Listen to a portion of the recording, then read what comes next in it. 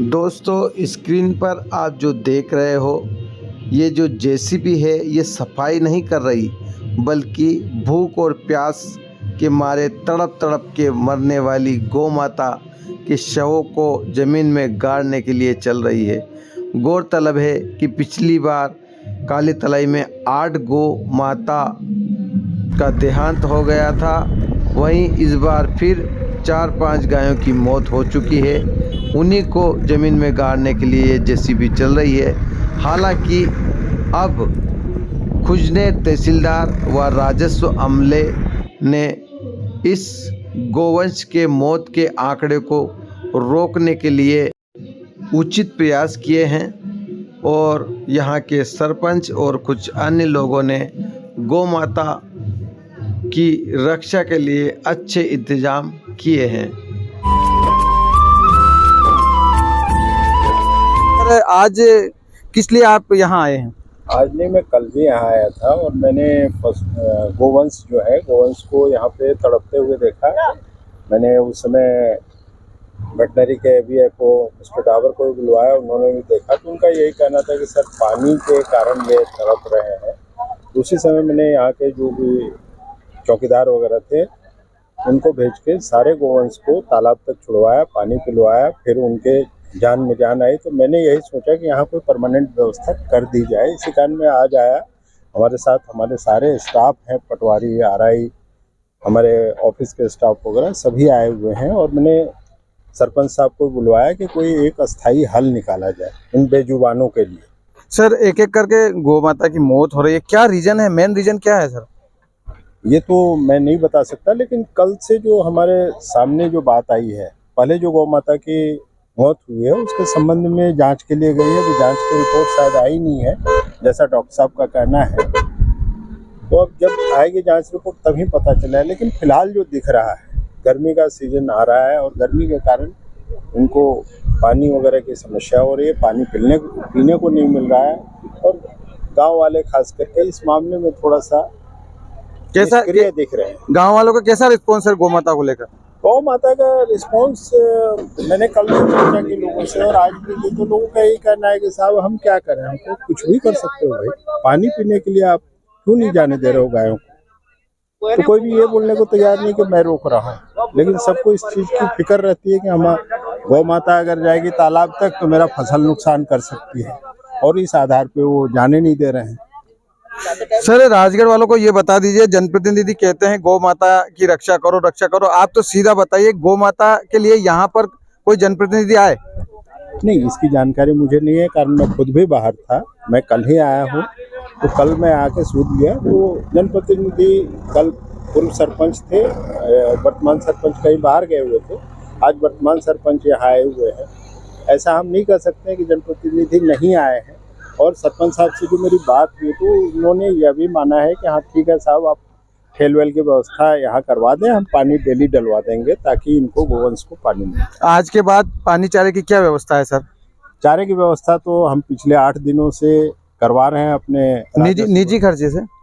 अब निजी क्या कहें, ये भी गोवंश का ही है, ये भी इनका भी हमारे खर्च में शामिल है। ये बेजुबान है और इनके लिए कोई ऐसा नहीं है कि हम खर्च नहीं कर सकते हैं। लोग बहुत सारे गौशाला चलाते हैं, गौशाला चलाने में लोग अपनी अपनी सहायता मुहैया कराते हैं, तो इसमें हम ये नहीं कर सकते ये निजी है। सार्वजनिक रूप से हमारे सारे स्टाफ मिलकर ये काम कर रहे हैं। आज अतिक्रमण भी सर हटाया? अतिक्रमण जहाँ हमें बताया गया वो मैंने हटा दिया। अमला यहाँ आया है। गौशाला के गौ माता के लिए क्या हो जाएगा? आज पानी वगैरह व्यवस्था होगी? बिल्कुल होगी। आज हमारे खुजनेर में बोल दिया है 2-3 घंटे के अंदर ठेल आ रहा है और यहाँ सरपंच साहब से बात हो गई है।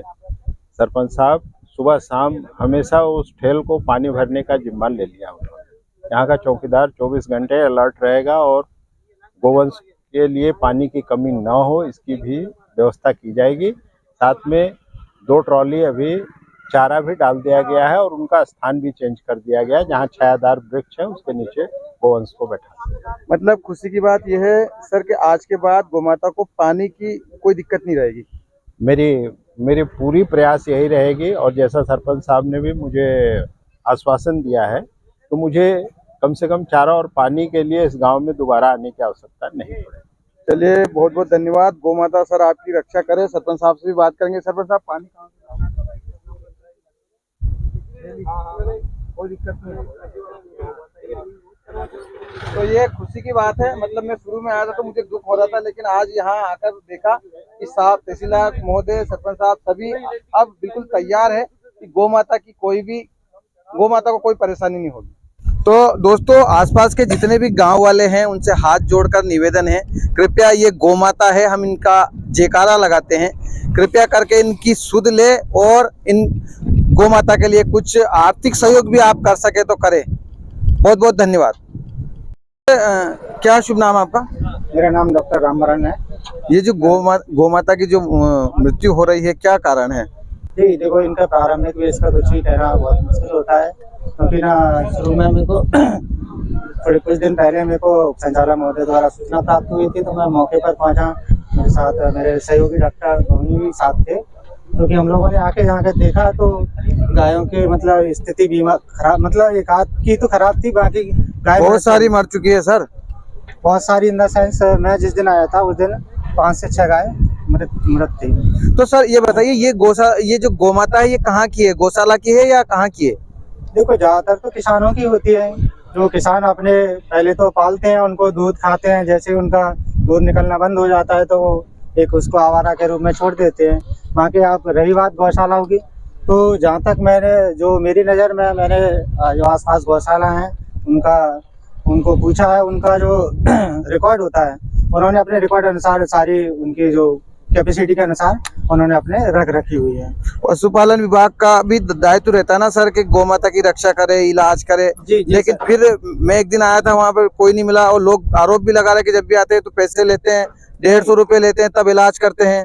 देखो, 150 रुपए की स्कीम है, वो 1962 की है, वो भी गवर्नमेंट द्वारा निर्धारित शुल्क तो है। ये गौ माता तो कौन, इनका तो रखवाला कोई है ही नहीं। वो तो आपकी बात मानते हैं, पर लेकिन जब भी हमें कोई कॉल अगर अन्य व्यक्ति से अगर गाय के लिए बुलाया जाता है तो बिल्कुल हम निःशुल्क सेवा भी देने के लिए तैयार रहते हैं। और हमारी टीम जब भी हमें कहीं से भी सूचना मिलती है कि सर गाय इस तरीके से जो भी समस्या बीमारी से पीड़ित है, तो जितना हमसे हो सकता है हम करते हैं, क्योंकि चूंकि हमारी एम्बुलेंस व्यवस्था थोड़ा व्यस्तता भी रहती है, क्योंकि उसको ना काफी पूरा क्षेत्र है अपने राजगढ़ का, तो वो कवर करना होता है। सर ये बताइए, आज के बाद किसी भी गौ माता की मृत्यु ना हो, इसके लिए पशुपालन क्या तैयारी कर रहा है?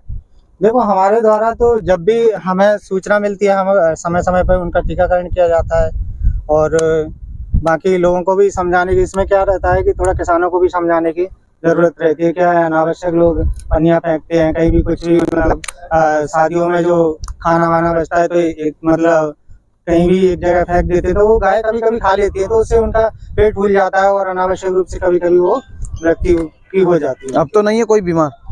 अभी तो नहीं है। यहाँ पर मैं अभी आया था, शुरू में एक आध दो थोड़ा वीकनेस लग रही थी, तो हमारे द्वारा इलाज कर दिया गया, ड्रिप चढ़ा दी गई है, बाकी सभी ठीक है। चारे की तो व्यवस्था हो रही है, लगातार कर भी रहे जन सहयोग से। हम जो पटवारी जी लोग हैं जितने भी, उनने भी सहयोग किया है, तहसीलदार सर ने किया है, गांव वालों ने किया है, हमने किया जन सहयोग से। बाकी कोई वायरस भी हो सकता है, उस दिन सैंपल लिए थे जिसकी नहीं, अभी जैसे डॉक्टर साहब कह रहे हैं कि भूख प्यास से मर रही है। भूख के लिए तो चारा हम लोग डलवा रहे हैं। रही बात प्यास की, तो प्यास के लिए भी आज हम परमानेंट सुविधा कर रहे हैं। सीमेंट की जो होती है टंकियाँ वो मंगवा रहे हैं, वो रख के टैंकरों से उनमें पानी डलवा देंगे, जिससे कि रोज गाय पानी पी सके। जो हम लोगों से जो हो रहा है वो प्रयास हम कर रहे हैं। सरपंच साहब, नेतागिरी से हटकर अपन बात करते हैं, जैसे लिमोदा में हो रहा है। लिमोदा में गौ माता की वो अच्छी सेवा हो रही है। एक मीटिंग करके गांव वालों की कोई उचित मतलब समाधान निकल सकता है इसका? क्योंकि उसके लिए एक परमानेंट जगह होनी चाहिए थे। क्योंकि आप लिम्बोदा का उदाहरण मुझे बता रहा हो, लिम्बोदा में एक परमानेंट जगह है, गौशाला बन चुकी है, जिससे अभी गर्मी पड़ेगी, गर्मी में गाय कहाँ रहेगी, सबसे बड़ी समस्या है। जब टेम्परेचर हाई होता है तो जो गर्मी होती है उससे भी कहीं ना कहीं बछड़े जो है वो मरेंगे। तो एक व्यवस्था बन जाए, गौशाला की सबसे बड़ी समस्या। अपन तो ये बात पूछकर खत्म करते हैं, क्या होना चाहिए कि गौ माता की अच्छे से रक्षा हो जाए, बताइए। सबसे पहले तो ये है कि गौशाला परमानेंट बन जाए यहाँ पे अच्छी सी, उसका निर्माण अगर हो जाता है तो उसके लिए संचालन के लिए हम सब लोग तैयार है, जन सहयोग से भी तैयार है, और बाकी जितना भी हो सकेगा पंचायत से भी हम करने के लिए तैयार है। पर सबसे पहले गौशाला की जरूरत है। तो सभी जनप्रतिनिधियों से आग्रह है, सरपंच साहब की जो क्या बात है, आप गौर करेंगे और गौ माता की रक्षा करें, सहयोग करें, जैसा भी हो इनकी आगे मृत्यु ना हो, ऐसा कुछ हो। बहुत बहुत धन्यवाद।